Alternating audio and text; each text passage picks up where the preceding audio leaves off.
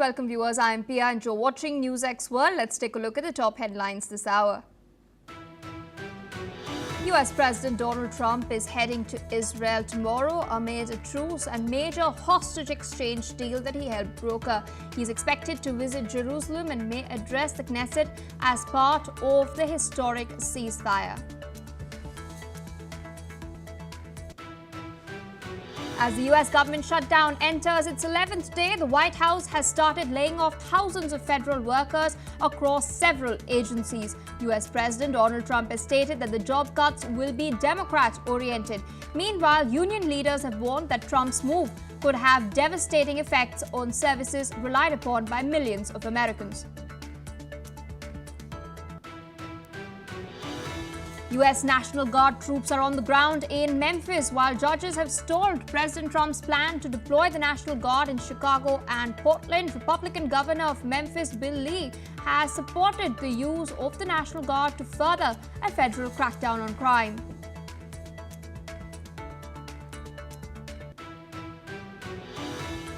US President Donald Trump has announced that he will impose a sweeping 100% tariffs on all imports from China effective from the 1st of November. This is over and above the 30% tariff that is already in place. Trump's move comes in a direct retaliation to what the White House calls Beijing's hostile restrictions on the export of rare earth minerals. French President Emmanuel Macron has reappointed Prime Minister Sébastien Lecornu just days after his resignation. The unexpected reappointment is seen as a high-stakes bid to end a political deadlock in France. Lecornu is now tasked with the urgent mission of forming a new cabinet and delivering a critical national budget by the end of the year.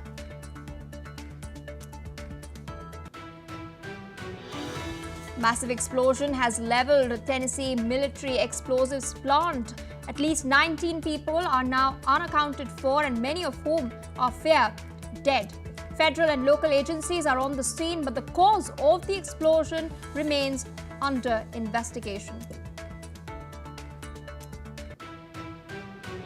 Nobel Peace Prize winner Maria Corina Machado has dedicated her award to President Donald Trump, stating that he deserved the honor for his decisive support of Venezuela's struggle for democracy. Venezuelan opposition leader's statement comes just hours after the White House criticized the Nobel Committee for snubbing the US president.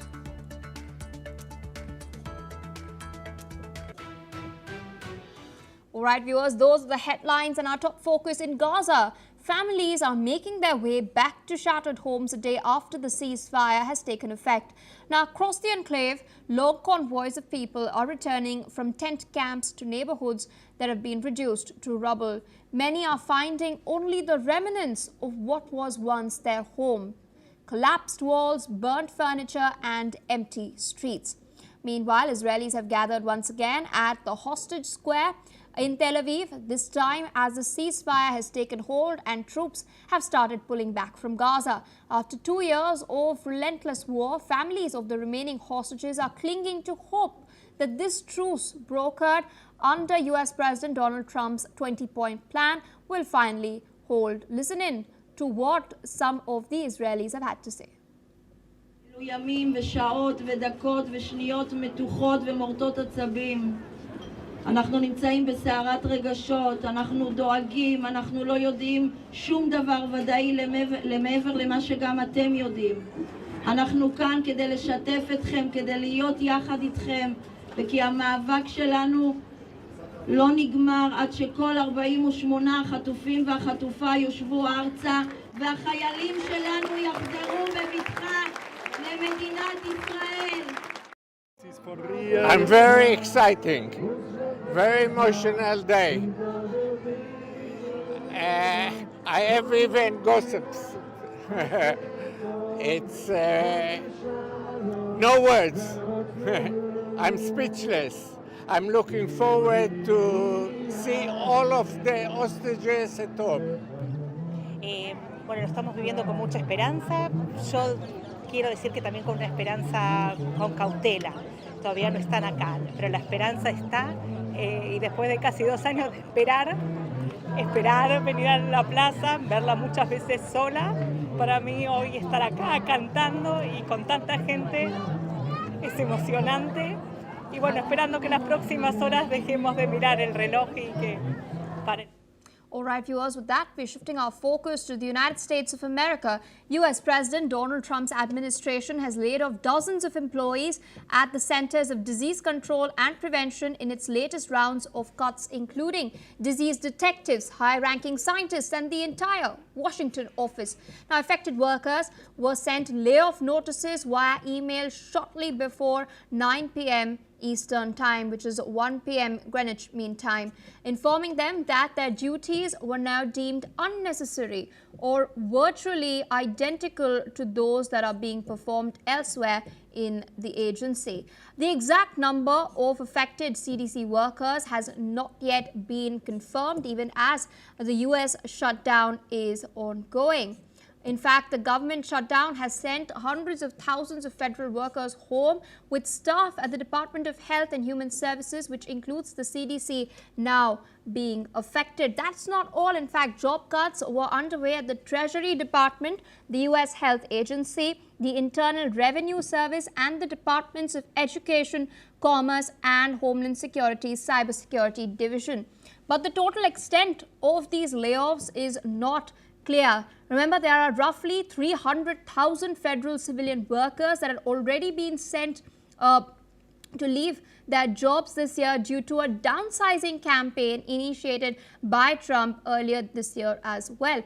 But as the shutdown now enters its 11th day, Donald Trump has blamed the Democrats for his decision to lay off these thousands of workers across the U.S. government. He's, of course, following through on his threat to cut down the federal workforce during this shutdown. Trump has stated that a lot of people would be included in the layoffs that his administration has started, and the cuts would be designed with Democrats in mind. We have, of course, been seeing this back and forth that has been taking place between the Republicans and the Democrats.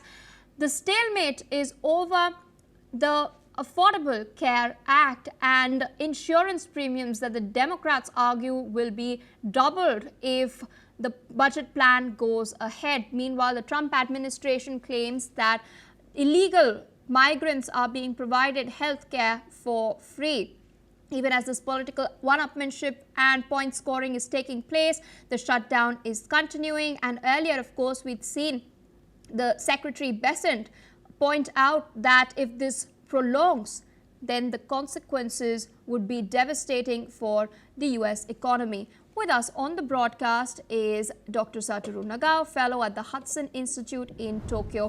Thank you so much, sir, for taking out time and speaking to us on NewsX World. Shocking reports coming in. Donald Trump is now finally laying off several employees, federal employees, whether the Treasury Department, the Health Agency, Revenue Service, Education, Commerce, Homeland Security, Cybersecurity Division.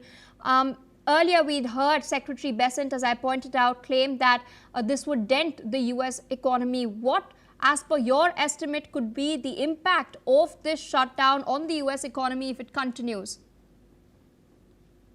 In this case, of course, originally the Republican seeks the small government, but this time, because of the negotiation between Republican and Democrats, Trump's negotiation card is this layoff.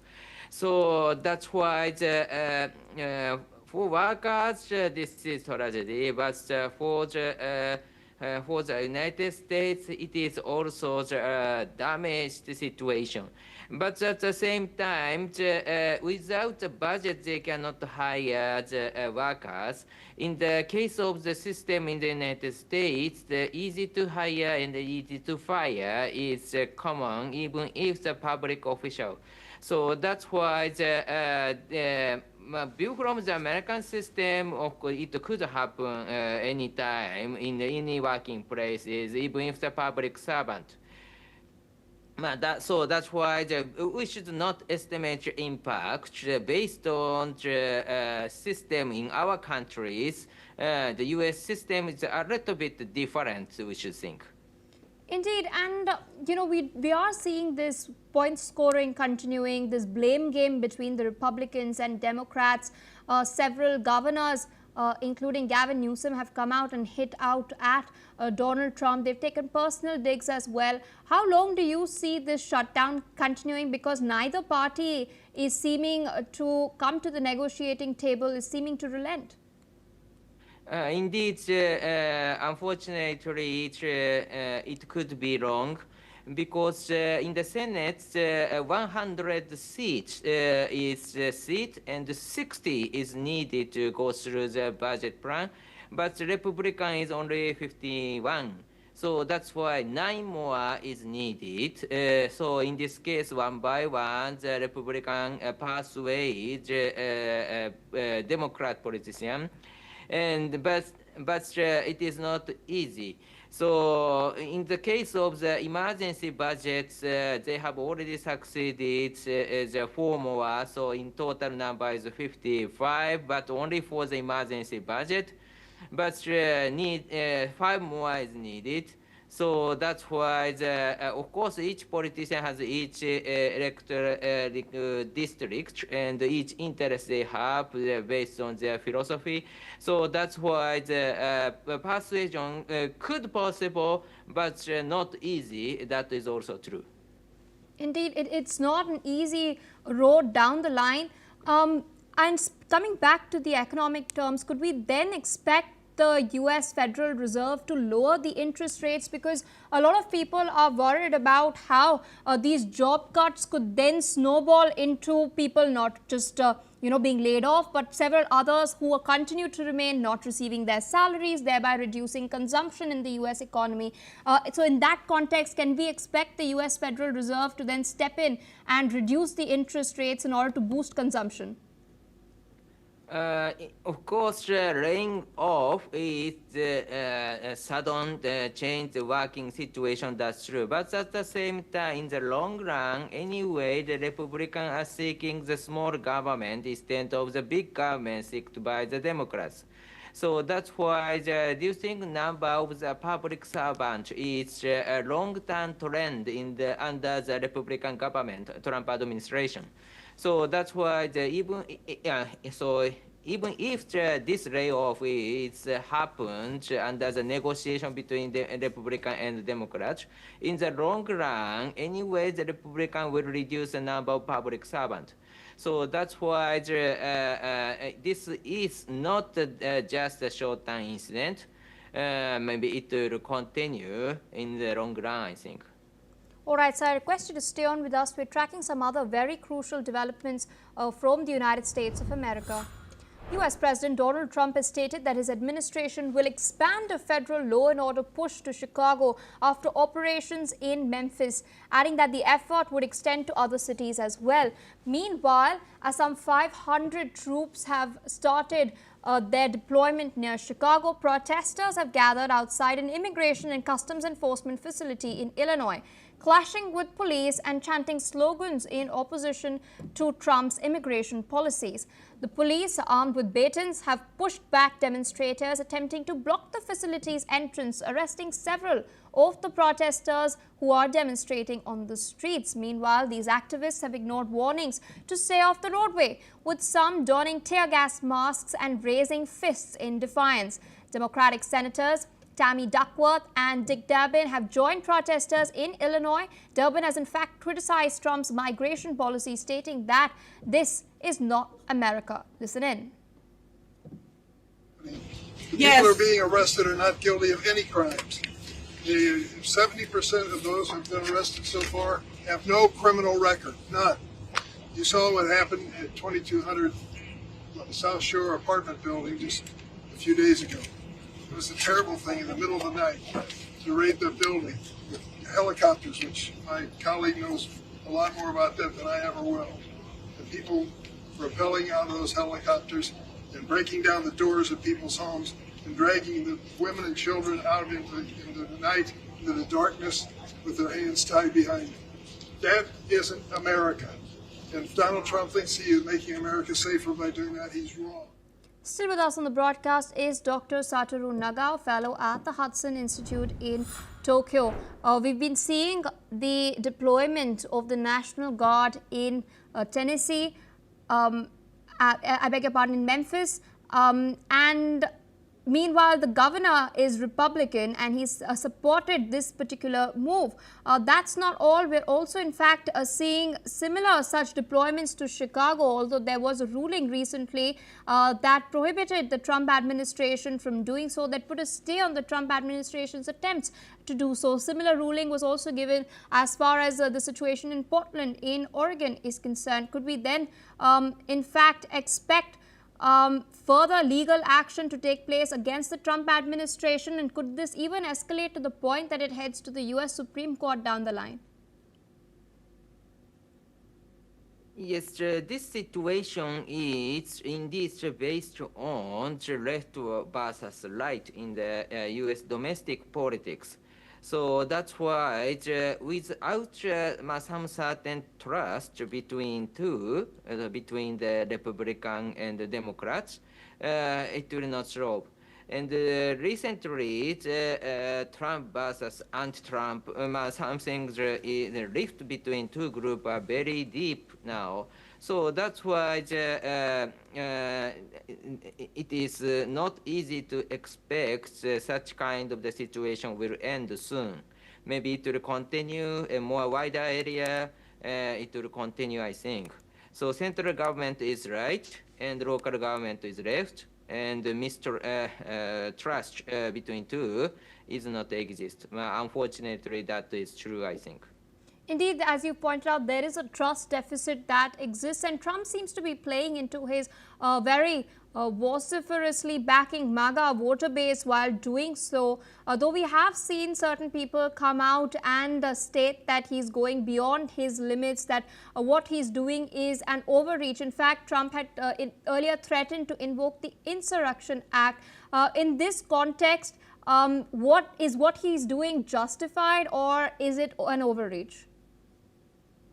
Justify itself is possible, I believe, because central government intervenes the law and order situation in the local area is under some certain situation. It is possible in legally. So the problem is mistrust between the central government and local government in this case. But in the law and order, the organization of the police or National Guard, maybe there is a possibility in the area they cooperate each other, I think. So that's why this is not Republican or Democrat between the police and the National Guard. Maybe they are not the political color. They do not have the political color. Maybe they try to cooperate each other, I think. So politics is politics, and police or National Guard cooperation is another thing, I believe. All right, so with that, I would like to thank you for taking our time and speaking to us on NewsX World. With that, viewers, we're shifting our focus towards some other important news that we're tracking. Afghan Taliban Foreign Minister Amir Khan Muttaqi has accused Pakistan of carrying out airstrikes near the Afghan border, calling it a big mistake. His comments have come after Islamabad stated that it was targeting Islamist terrorists, with 11 Pakistani soldiers killed in these fresh clashes with the Tehreek-e-Taliban.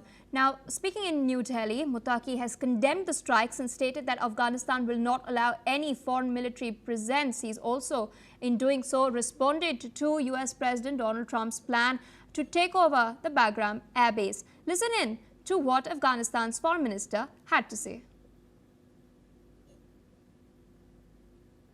अलबत्ता सरहदी इलाकों में जो हमारे दूर दराज इलाके हैं वहाँ पे कुछ अटैक हुआ है, हम उसकी मज़म्मत करता है और हम पाकिस्तान हुकूमत का ये काम एक बड़ा गलती समझता है कि अफ़गानिस्तान में कभी भी कोई ख़ारिजी जो मिलिट्री है वो वहाँ पे लोग कबूल नहीं किया है, इससे बात भी कबूल नहीं करता है। तो ये हमारा फैसला है कि अफ़गानिस्तान एक आज़ाद ख़ुद मुख्तार मुल्क है और इससे बाद भी आज़ाद और ख़ुद मुख्तार होता है। अगर ममालिक चाहिए कि हमारे साथ ताल्लुकात चाहिए तो डिप्लोमेटिक मिशन में आ सकता है, तो इक़्तिसादी मिशन में आ सकता है, लेकिन मिलिट्री के यूनिफॉर्म में हमको कबूल नहीं। All right, the Taliban minister is on a 6-day visit to India, where he's already met Foreign Minister Dr. S. Jaishankar. Meanwhile, New Delhi has announced plans to reopen its embassy in Kabul, upgrading ties with the Taliban administration. With us on the broadcast is Ambassador Suresh Goyal, former Indian diplomat, joining us from New Delhi. Thank you so much for taking our time and speaking to NewsX World. We just heard what the Taliban's Foreign Minister has had to say. He's in New Delhi. He's met Dr. Jaishankar as well. He's accused Pakistan of violating Kabul's sovereign territory with the recent airstrikes that we have seen. What are the implications of Pakistan's actions, especially considering the geopolitics of this region? The situation between Afghanistan and Pakistan is totally different from the last Taliban regime, often called Taliban 1.0. At that time, Taliban depended a great deal on Pakistan for its own access to the outer world, for its security and political support. This time situation is very different. There are many factors here which are playing between Pakistan and Afghanistan. Number one, and I think that is the most important one also, one of the most important factors. Number one is that USA trying to get Bagram air base for itself, which Afghanistan considers very useful for its own purposes and its own territory. And Pakistan is providing, I suspect, even though there is no confirmation, but I think one of the reasons that the USA is giving so much of support to Pakistan is that Pakistan can be useful in getting access for the US to the Bagram air base, and therefore that creates a conflict in the interests of Pakistan and Afghanistan. Number two, a Durand line. The Khyber Pakhtunistan, the Durand line, which divides Afghanistan and Pakistan, has been challenged for many decades. In fact, from the beginning, by Afghanistan, and one of their actually announced political objective is to get the frontier areas from Pakistan to become part of Afghanistan as a larger Afghanistan as they had imagined Afghanistan to be earlier. They have never accepted Durand line. And that creates another area of very serious confrontation. It's not even just conflict, confrontation of interest between Pakistan and Afghanistan. And thirdly, the TTP in Pakistan, which is actually conducting all kinds of attacks on the Pakistani army and Taliban. Pakistan thinks the Taliban is supporting TTP in its activities, and Taliban does consider those elements as useful in its own strategy against Pakistan. So there are several elements which are coming together in the case of Afghanistan, and they are playing in this, I would say, increasing and rousing confrontation between the two countries. Yes. Indeed, and interestingly, encountering Trump's Bagram demands, we've recently seen the Moscow format meeting also taking place. Mutaki was there. A very crucial visit. The Moscow format also rejected foreign military role, prioritizing economic ties with Afghanistan. Now, Afghanistan is very crucial geopolitically speaking because it's also a major transit route in itself to, South Asia and then Central Asia and beyond to Europe. In this context, what role can then we expect Russia to play? A good question here, I must say that. And keeping track of the Russian format. Russia itself is very wary of the USA coming into Afghanistan at the Bagram air base, because that way USA will be able to use forces against the Central Asian region and also get closer to the Russian borders in case of any security confrontation, security conflict. So Russia is not interested in the USA coming into Afghanistan at all.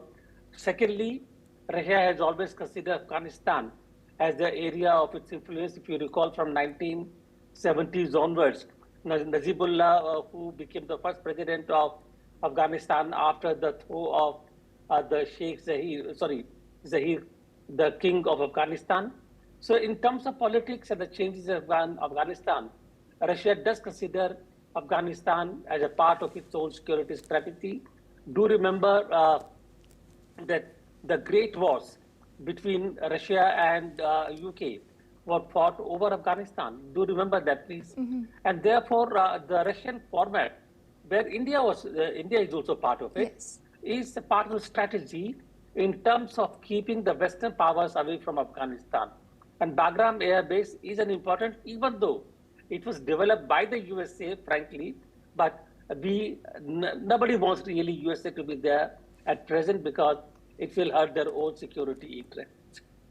Indeed. Yes. And last but not the least, with this meeting taking place between Muttaqi and Jaishankar, India has now stated that it will be reopening its embassy in Kabul, which it had temporarily shut down in 2021 after US troops had left. And it's going to be upgrading ties with the Taliban administration. We have seen in recent times humanitarian aid being provided, development aid being provided by India. But what does this move now signal, particularly to Pakistan and the United States? Very interesting move. I must say that humanitarian and the development assistance from India to Afghanistan never really stopped over the last 2 years, even after Taliban took over. We downgraded the embassy to a kind of a functional office to keep really working on these projects. So they never really stopped. And our recognition of Afghanistan, Taliban as the legitimate government of Afghanistan, was really looking at two factors. One is Taliban's policies against women, and number two, international acceptance of Taliban as the legitimate government in the country. I think gradually what has happened is that many countries have already accepted Taliban as the de facto government, and therefore the only really important factor that remains is their treatment of women. You will remember that even yesterday at the press conference, Yes. Muttaqi didn't allow the women journalists to come to the press conference. I think India it's a good idea to open the embassy there, because that way we will be able to really have a much better kind of interaction and effective interaction with Afghanistan, which is a very important security issue for us. But also I do think that by being there, we should be able to work with Taliban government to slowly, it won't happen immediately, to slowly change the policies towards women really. I think that's important from our own democracy and our own civilizational point of view. But we should be actually helping that happen rather than keeping away. So I think it's a good move. Absolutely, Ambassador Goel. With that, I would like to thank you for taking out time sharing your analysis with us on NewsX World. Meanwhile, viewers, we're tracking some further developments from the US. Donald Trump has now been declared in exceptional health, with a cardiac age reportedly 14 years younger than his actual age of 79. The White House has released a memo from Trump's physician, Dr. Sean Barbella, stating that the president shows strong cardiovascular, pulmonary and neurological performance. Trump, the oldest person to retake the presidency, underwent a full checkup at Walter Reed Military Medical Center ahead of his planned trip to the Middle East following the ceasefire deal in Gaza. The memo states that he has received all preventive screenings and vaccinations, including flu and COVID-19 boosters. Trump's health has drawn renewed attention following Joe Biden's withdrawal from the 2024 race, with Trump portraying himself as fitter and more energetic. All right, viewers, shifting focus to more developments trickling in. The Pacific Tsunami Warning Center has stated that a tsunami threat was issued after a 7.8 magnitude earthquake struck the Drake Passage, a stretch of water located between the southern tip of South America and Antarctica. The U.S. Geological Survey has stated that the quake was at a depth of a mere 10 kilometers. Chile's